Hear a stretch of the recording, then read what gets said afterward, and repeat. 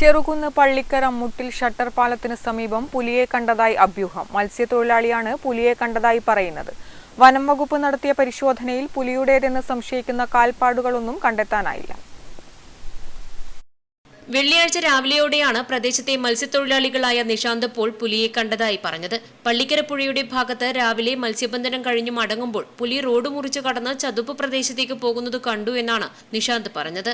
ഞാൻ രാവിലെ ഇന്നലെ രാത്രി വലയിട്ടുണ്ട്.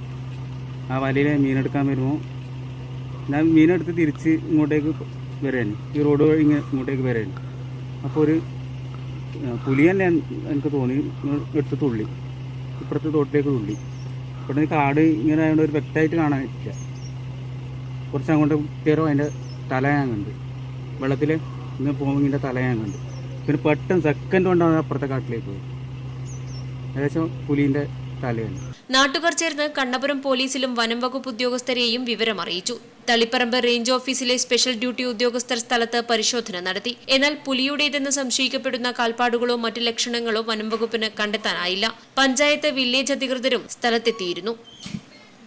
ഓരോ ഭാഗത്തും ഇപ്പം ഇങ്ങനെ കുറച്ച് ദിവസങ്ങളായിട്ട് പുലിനെ കണ്ടു എന്നുള്ള വിവരം വരുന്നതുകൊണ്ട് തന്നെ ഇതൊരു വാസ്തവാണോന്ന് സംശയം ഉണ്ട്. പിന്നെ ഈ ഭാഗത്ത് കുറേ പട്ടികളെല്ലാം ഉണ്ടായിരുന്നത് ഇപ്പം കുറച്ച് നാളായിട്ട് കാണുന്നില്ല എന്നുള്ള ഒരിതും പറയുന്നുണ്ട്. അപ്പോൾ പുലി പിടിച്ചതാണോ എന്നുള്ളൊരു സംശയമാണ് ഈ ഭാഗത്തുള്ള പരിസരവാസികൾക്കുള്ളത്. നിലവിൽ പ്രദേശത്തുകാർക്ക് ജാഗ്രതാ നിർദ്ദേശം നൽകിയിട്ടുണ്ട്. Special duty section forest officer C Pradeepan, beat forest officer P Rajeevan, M Veena, Anil Thrichambaram, Shaji Bakkalam തുടങ്ങിയ ഉദ്യോഗസ്ഥരാണ് പരിശോധനയ്ക്ക് നേതൃത്വം നൽകിയത്. Network news, Pazhayangadi.